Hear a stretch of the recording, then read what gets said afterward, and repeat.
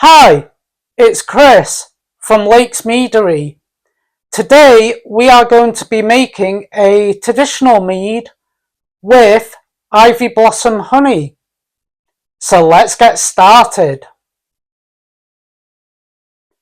Ivy honey from the UK is the last harvest of the year, as ivy flowers are the last to bloom and not many beekeepers keep their hives still open at this point. It is not a honey that you can harvest every year.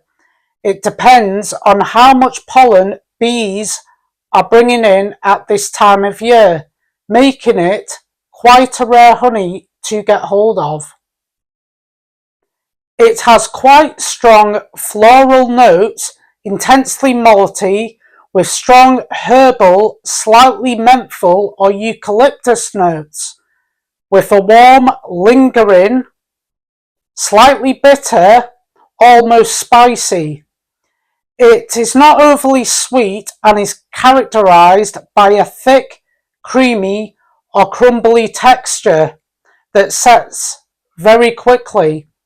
I think this would be a great honey to do a traditional with. So let's start the process. This is a close-up of the honey we will be using today from Becky's Beezes. Here is everything we are going to need today. The ivy honey, couple of teaspoons, mini whisk, Lalvin 71B yeast, a turkey baster, a trial jar, a hydrometer, an airlock, ferment dough, and Go Firm, our no rinse sanitizer in a spray bottle. A fermenter bucket. This is a 3-gallon one, even though we are only doing a gallon. I have filtered water. I also have a mug with a tea bag in it.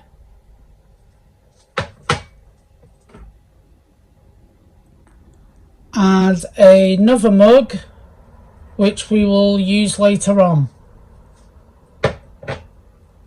And a large spoon. Firstly, we are going to add a little bit of water to our tea bag, which we will be using this for tannins. Secondly, we are going to get a teaspoon of our Go Firm.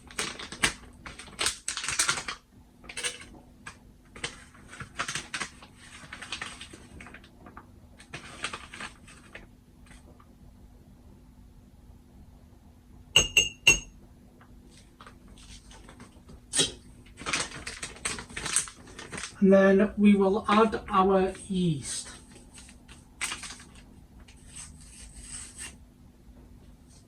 We are doing this to rehydrate our yeast. Give it a little tap so you get everything out. Then we will add a tiny bit of our filtered water.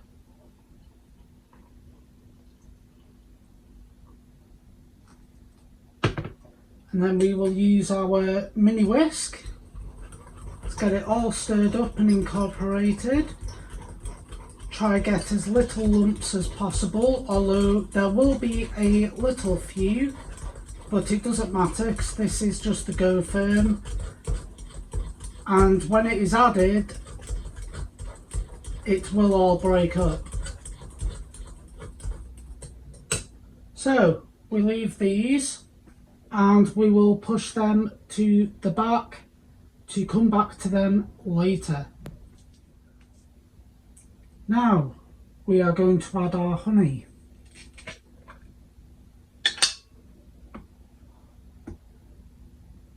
And we want every last drop, so what I'm going to do is I am going to add a little bit of our filtered water. I'm going to put the lid back on and I'm going to give it a good shake. which is going to add oxygen in, which is good at the start of fermentation, but afterwards it is bad.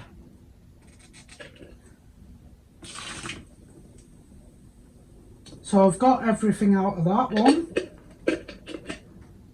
I am now going to do the rest. With the magic of television, this is only going to take a few seconds.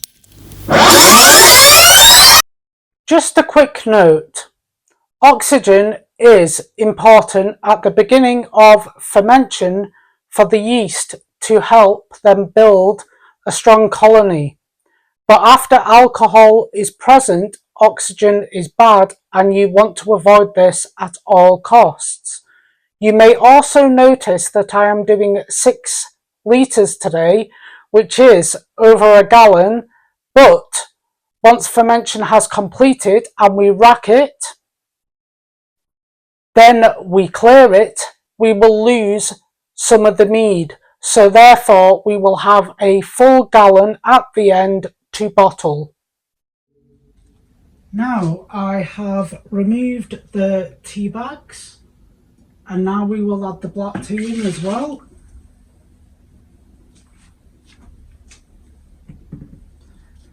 And we are going to top it up to 6 litres, as we want a full gallon when we have racked this.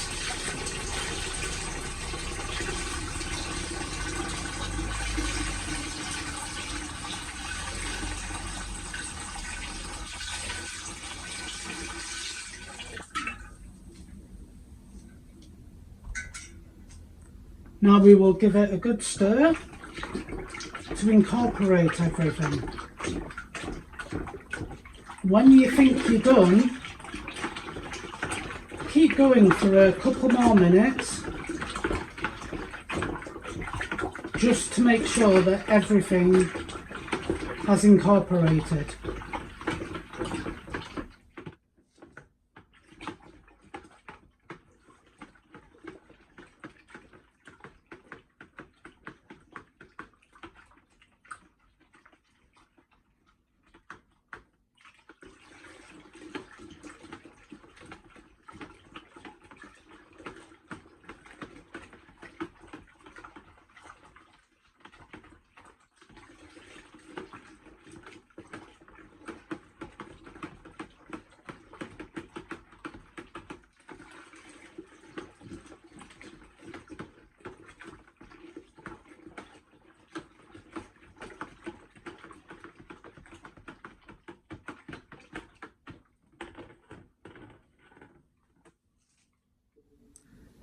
Now we have our trial jar with our hydrometer in.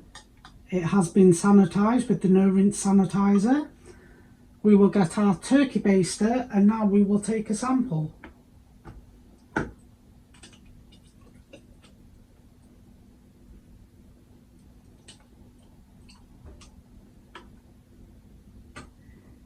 You just want enough so that your hydrometer can float.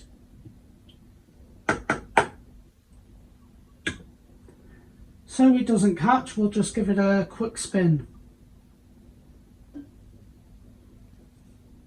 I don't know if you can see this, but the starting gravity is coming out at 1.084. So this should come out at around 11% if it ferments dry.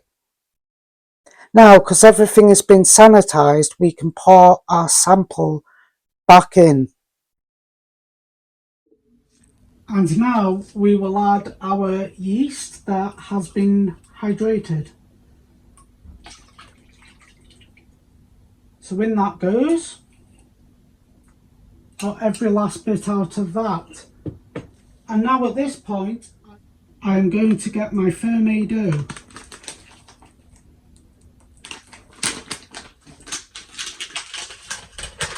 And we will get our teaspoon so we can add our nutrition for the yeast, which is very important. So we'll add a teaspoon of that, and now we will give it a good stir. Make sure everything has been mixed in.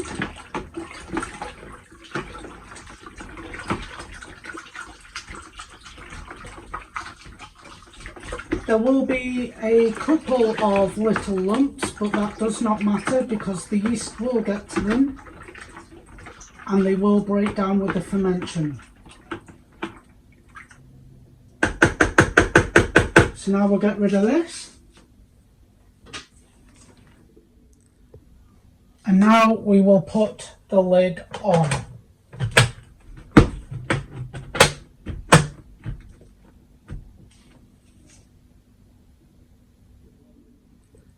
I have filled my airlock with the no rinse sanitizer, and now we will put that in.